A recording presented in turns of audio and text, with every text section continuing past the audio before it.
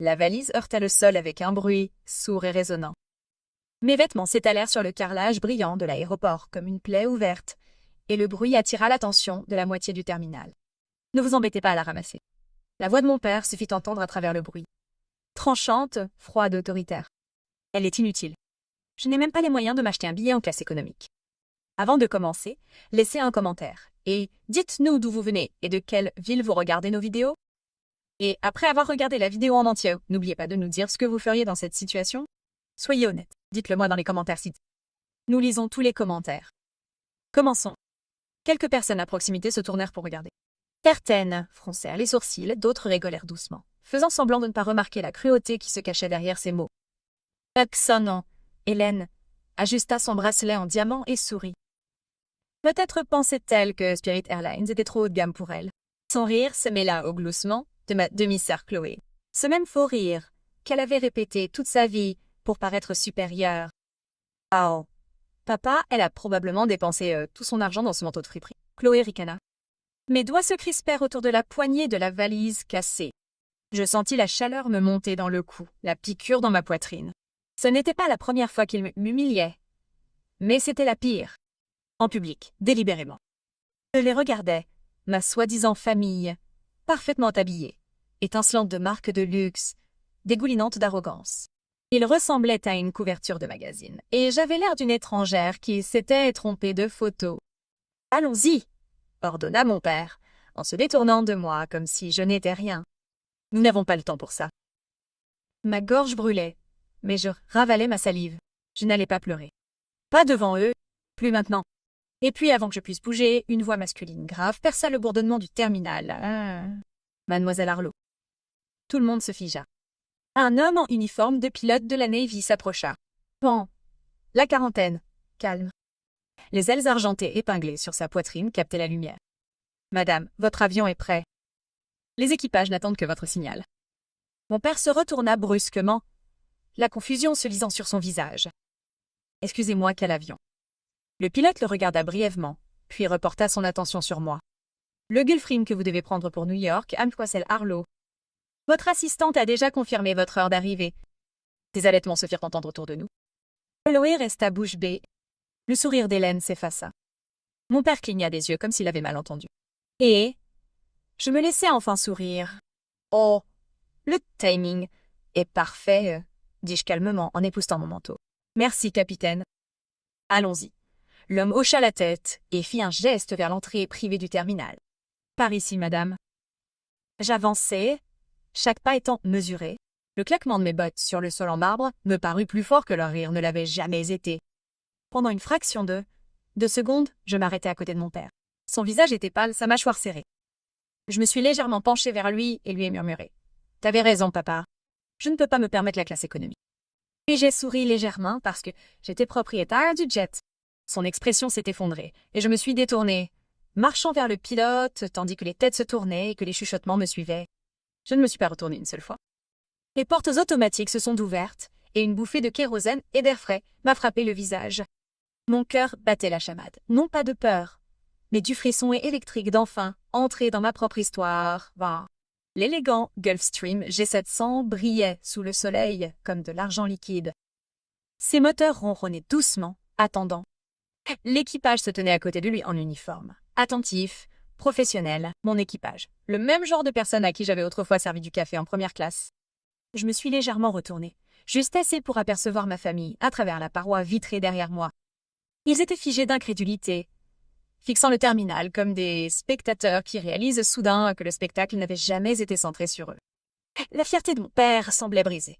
Sa posture était maladroite pour la première fois de ma vie. Il n'avait aucune idée du nombre de nuits où j'avais pleuré en silence en étudiant, des stratégies commerciales sous la lumière vacillante d'un appartement bon marché, du nombre de refus que j'avais essuyés alors qu'on me traitait de rêveur, ou de la façon dont j'avais pris mon premier salaire d'hôtesse de l'air et l'avais transformé en un investissement de départ pour quelque chose en quoi personne ne croyait, une compagnie aérienne charter qui s'associait désormais à des cadres et des politiciens. Alors que je m'approchais du jet, le pilote me salua. « Bienvenue à bord, mademoiselle Arlo.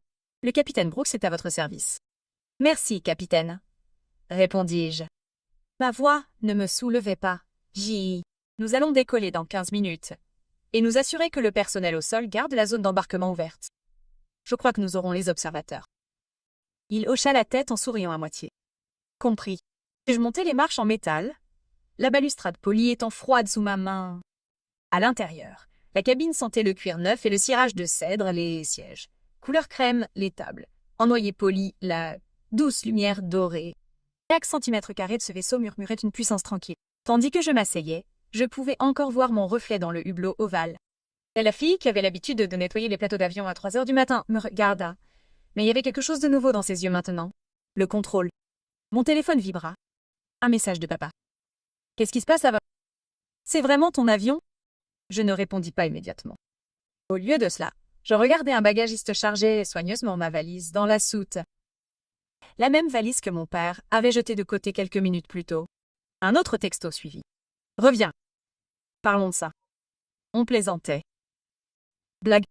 Ce mot me brûlait la poitrine. Chaque insulte, chaque comparaison avec Chloé, qui avait son argent, ses louanges, sa vie parfaite. Chaque fois qu'on me disait que je n'étais pas faite pour Arlo, je répondais « Enfin !» Tu m'as appris quelque chose d'important, papa. Tu m'as dit que le monde ne respectait pas les faibles. J'ai appris à ne plus en être une. J'ai appuyé sur envoyer. Puis j'ai bloqué son numéro. Un léger coup sur le cadre de la porte. Mademoiselle Arlo, dit doucement le pilote. Voulez-vous un verre avant le décollage? Je secouai la tête. Pas encore. Je crois que nous attendons de la compagnie. Il hocha la tête d'un air entendu et sortit. Quelques instants plus tard, je les vis se précipiter vers le jet. Mon père, Hélène et Chloé, le visage rouge, leurs chaussures hors de prix, claquant furieusement sur le tarmac. La sécurité de l'aéroport tenta de les arrêter, mais mon père brandit un vieux badge d'identité et les poussa. Cria-t-il d'une voix tonitruante. Vous ne pouvez pas décoller comme ça. Qu'est-ce qui se passe? Je me tenais en haut des escaliers, le vent fouettant mes cheveux tandis que je le regardais. C'est drôle, dis-je. Oh, vous en fichiez quand vous m'avez dit de me perdre devant tout le monde. Hélène ricana. Oh, ne dramatisez pas. Nous ne le pensions pas. Chloé leva les yeux au ciel. Vous agissez comme des folles, Ava. Ça n'a aucun sens. Depuis quand avez-vous un jet privé? Je souris. Depuis que j'ai arrêté de vous demander de l'aide. Mon père serra les poings. Tu crois que ça te rend meilleur que nous? Tu vas t'écraser et brûler sans argent réel. Tu as toujours été téméraire. Je descendis une marche, croisant son regard. Je n'ai pas hérité d'une fortune, papa. J'en ai construit une. Pendant que tu étais occupé à te moquer de moi, je construisais une entreprise qui possède maintenant 12 avions à travers le pays. Et devine quoi? Nous venons de signer un contrat avec Preston Dynamics. Les yeux d'Hélène s'écarquillèrent. Car c'était le principal client de ton père, corrigeai-je, Halls Ranchage. Ils ont transféré tout leur voyage d'affaires à Arlo Air. Je crois que leur conseil d'administration n'était pas satisfait des performances de ton entreprise. Sa mâchoire se détendit, la rage se mêlant à l'incrédulité. Tu as pris mon client? Non, ai-je dit simplement. Je l'ai gagné. Le silence qui suivit fut épais et électrique. Même les moteurs semblaient ronronner plus bas, comme s'ils écoutaient. Chloé croisa les bras en sifflant. Tu crois que quelqu'un te respecte vraiment? Tu n'étais qu'une hôtesse de l'air. Je souris faiblement, la voix ferme comme l'acier. Ouais, et maintenant, tous les pilotes de cette flotte travaillent pour la même hôtesse de l'air. Je me suis tournée vers le pilote, le capitaine Brooks. Oui, madame. J'ai fermé la porte. Nous sommes prêts à décoller. Il a salué, puis a appuyé sur l'interrupteur. Le sifflement hydraulique a couvert leurs cris lorsque la porte s'est refermée. Par la fenêtre, j'ai vu la bouche de mon père, toujours en mouvement, en colère, petite, impuissante. Hélène tirait sur son bras, essayant de le calmer. Le sourire parfait de Chloé avait disparu, remplacé par la confusion et la peur. Et moi? Je me suis adossée au siège, le cœur stable. Pour la première fois depuis des années, l'air ne semblait pas lourd. Alors que l'avion roulait vers la piste, la voix du commandant de bord s'est fait entendre dans l'interphone. Autorisé au décollage, mademoiselle Arlo. Continuez, ai-je dit doucement. Les moteurs ont rugi, me poussant doucement dans le siège en cuir, tandis que la piste devenait floue à l'extérieur. Au moment où l'avion a décollé du sol, j'ai senti quelque chose en moi se libérer enfin. Ils ont essayé de m'enterrer dans la honte, mais tout ce qu'ils ont fait, c'est planter une graine assez profondément pour que je puisse avoir des ailes. Et voilà que je volais. Les lumières de la ville s'estompaient sous les nuages, tandis que l'avion prenait de l'altitude, tranchant le coucher de soleil doré comme une lame dans de la soie. Pour la première fois depuis des années, je me sentais en apesanteur, littéralement et émotionnellement. Le rugissement des moteurs était comme un battement de cœur. J'ai enfin pris le contrôle. J'ai regardé le monde rétrécir en dessous. Mes pensées s'emballaient plus vite que l'avion lui-même. Chaque insulte, chaque rire, chaque table de dîner où j'étais traitée comme une blague, tout cela me traversait l'esprit comme un éclair dans un orage. Et pour la première fois, je n'ai pas bronché. La voix du capitaine Brooke a brisé le calme. Nous avons atteint notre altitude de croisière, mademoiselle Harlow. Voulez-vous que je serve le dîner maintenant? J'ai hoché la tête. Ce serait formidable. Merci. Quelques instants plus tard, mon hôtesse de l'air, Clara, une femme que j'avais personnellement formée lorsque nous nous sommes agrandis, est apparue avec un plateau. Son sourire était sincère, son respect réel. Le chef a préparé votre plat préféré ce soir, madame. Poulet rôti aux herbes avec sauce au beurre citronné. J'ai souri. On s'en souvient toujours. Clara a ri légèrement. Difficile d'oublier la femme qui m'a appris à plier les serviettes avec une précision militaire. Je l'ai regardé s'éloigner et j'ai laissé mon regard dériver vers le hublot de la cabine. Quelque part en dessous, ma famille était probablement toujours debout à l'aéroport, se demandant comment cette fille inutile était devenue intouchable. Mais ce n'était pas seulement une vengeance. C'était une justice, celle qui ne crie pas et ne détruit pas, mais qui remplace discrètement l'humiliation par un succès indéniable. Pourtant, une partie de moi, au fond de moi, aurait aimé qu'il me voie non pas pour ce que je possédais, mais pour ce que j'étais devenue. Mon téléphone a de nouveau sonné. Pas un appel cette fois, un flot de messages. Des organes de presse, des magazines économiques, des initiés du secteur. Apparemment, la nouvelle s'était déjà répandue que Harlow Air Charter avait obtenu l'un des plus gros contrats d'entreprise du pays. Mon nom était en vogue, mais une notification m'a arrêté net. Un message de Chloé. Papa perd la tête. Les investisseurs se sont retirés. T'as vraiment fait ça? Tu l'as ruiné. Je fixais l'écran. Une douleur sourde s'installa dans ma poitrine. Je ne répondis pas. Clara revint avec un verre d'eau gazeuse. Journée difficile. J'eus un léger rire. On pourrait dire ça. Elle hésita, puis dit doucement. Vous savez, certaines personnes ont besoin de perdre quelque chose avant de comprendre sa valeur. Ces mots me pénétrèrent profondément. Je regardais mon reflet dans la vitre. Forte, posée, mais indéniablement humaine. Peut-être, dis-je doucement. Mais certaines choses ne peuvent pas être réparées. Pas après des années à être traitée comme une erreur. Clara hocha la tête, comprenant plus que je ne disais. Vous avez mérité ce prix, Harlow. Appelez-moi Ava. Je corrigeais avec un petit sourire. Tandis que l'avion glissait doucement dans le ciel qui s'assombrissait, je pensais à la femme que j'étais, elle qui s'excusait d'exister, qui laissait les autres définir sa valeur. Cette femme était partie maintenant, enterrée sous chaque kilomètre que j'avais parcouru. Pourtant, l'histoire n'était pas terminée. Pas pour moi. Parce que sous la surface calme de la victoire, je voulais toujours tourner la page. Pas pour se venger, mais pour se libérer. Lorsque l'avion atterrit à New York, la ligne d'horizon de la ville scintilla comme un millier de diamants. Au moment où la portière s'ouvrit, un SUV noir attendait déjà.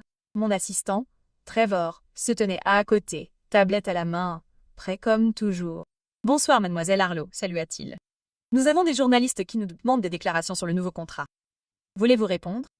Je réfléchis un instant, puis secouai la tête. « Pas encore. Laissez-les se poser des questions. » Trevor hocha la tête en ouvrant la portière de la voiture. « Encore une chose, dit-il prudemment. M. Richard Harlow a laissé un message à notre service des relations publiques. Il demande à nous rencontrer. Dit que c'est urgent. » Je me figeai un instant. A-t-il dit pourquoi? Non, juste qu'il avait besoin de parler avant que tout ne s'effondre. Une partie amère de moi faillit rire. Maintenant il voulait parler, alors que l'empire qu'il avait bâti en se moquant des autres s'effondrait. Mais une autre partie de moi hésitait. Je soupirai. Fixer une réunion pour demain. Terrain neutre. Pas son bureau, pas le mien.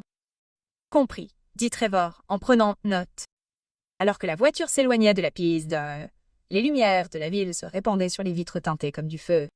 Mon reflet semblait calme, mais mon pouls était fou. Ce n'était plus seulement du business. C'était tout ce qui avait été enfoui pendant des années qui remontait à la surface. Le lendemain matin, je suis arrivée tôt au restaurant aux parois de verre surplombant Central Park. L'air sentait le café torréfié et les nouveaux départs. Mon reflet, dans la vitrine, semblait prêt, pas en colère, pas effrayé, juste stable. Quand mon père est entré, j'ai failli ne pas le reconnaître. L'arrogance avait disparu. Son costume sur mesure avait l'air le même, mais il ne le portait pas de la même façon. Il était plus lourd maintenant. « Ava !» me salua-t-il, d'une voix plus basse que dans mes souvenirs. « Papa !» J'ai répondu d'un ton égal. Il s'est assis, les yeux se tournant nerveusement vers le serveur avant de revenir vers moi. « Tu m'as pris au dépourvu. Mes investisseurs se sont retirés du jour au lendemain. Les contrats que je lui ai coupés. Tu veux dire ceux que tu as construits en piétinant tous ceux qui te faisaient confiance ?» Il déglutit difficilement. Je sais que je n'étais pas parfait. Parfait. Je laissai échapper un rire aigu. Tu m'as humilié dans un aéroport hier, devant des inconnus. Ce n'était pas la première fois non plus. Et j'ai passé des années à croire que je ne valais rien à cause de toi. Il se pencha en avant. Je ne le pensais pas comme ça, Ava. Tu étais censée apprendre à être plus forte. Non. Je l'interrompis doucement. Tu ne voulais pas que je sois forte. Tu me voulais petite parce qu'une fille forte ne donne pas à son père l'impression d'être puissante. Il me fixa sans voix. Pour une fois, le silence était à moi. J'expirais lentement. Tu ne me dois pas d'excuses. Rappelle-toi juste que le respect vaut plus que la richesse. Tu m'as appris à quel point le succès peut être cruel. J'ai juste appris à le rendre humain. Il détourna le regard, la mâchoire serrée, les yeux brillant faiblement. Tu as changé. Je devais le faire, dis-je en me levant de table, parce que tu n'aurais jamais cru que j'en serais capable. Et, tandis que je sortais de ce restaurant, la même ville qui m'ignorait autrefois semblait désormais m'ignorer, hochement de tête en signe d'approbation silencieux. Ce n'était pas la fin. C'était le moment où j'ai enfin arrêté de courir après leur approbation et commencé à vivre ma propre vie. Les portes vitrées du restaurant se sont refermées derrière moi, isolant le monde auquel j'avais passé des années à essayer de m'échapper. Mes talons ont claqué contre le marbre, tandis que je sortais dans la lumière du soleil, vive, féroce et honnête. J'avais l'impression de pouvoir respirer pour la première fois. Central Park s'étendait devant moi. Les feuilles dorées flottaient dans le vent. Les voitures passaient. Les gens allaient vite. Et pour une fois, je n'étais pas invisible dans le tourbillon de la vie. Je n'étais pas la fille inutile. Je n'étais pas la honte de la famille. J'étais Ava Arlo, fondatrice, propriétaire, survivante. Mon téléphone a de nouveau vibré. Une notification. Forbes demande une interview concernant l'ascension fulgurante de Arlo Air. J'ai souri légèrement, j'ai glissé le téléphone dans ma poche et j'ai continué à marcher. Derrière moi, je savais que mon père était probablement toujours assis à cette table, réalisant la vérité. Cet argent pouvait acheter le contrôle, mais il ne pourrait jamais acheter le respect. Et ce qu'il a perdu hier n'était pas seulement une entreprise, affaire conclue. C'était moi. Quand j'arrivais à la voiture, Trevor m'attendait avec son calme et son efficacité habituelle. « Tout s'est bien passé, madame ?» J'hésitais, puis hochai la tête. Mieux que je ne l'espérais. Il m'ouvrit la portière, mais je m'arrêtai, regardant vers l'horizon. « Trevor, dis-je doucement, rappelle-moi d'organiser une réunion avec le conseil d'administration de l'association caritative la semaine prochaine. Je veux lancer ce fonds de bourse pour les jeunes femmes dans l'aviation. » Son expression s'adoucit. « Bien sûr, mademoiselle Arlo. C'est une bonne idée. »« C'est plus qu'un déménagement, » répondis-je. C'est le genre d'avenir dont j'avais besoin quand tout le monde me disait que je ne pouvais pas voler. Tandis que la voiture roulait dans les rues animées, je me suis penchée en arrière et j'ai regardé les reflets des gratte-ciel glisser sur la vitre teintée.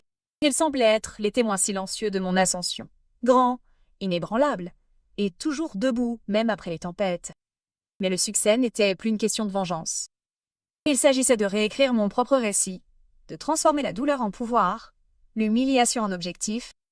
Quand je suis retournée au hangar plus tard dans la soirée, le coucher de soleil projetait une lueur dorée sur la rangée de jets portant le logo de ma compagnie, Arlo Air.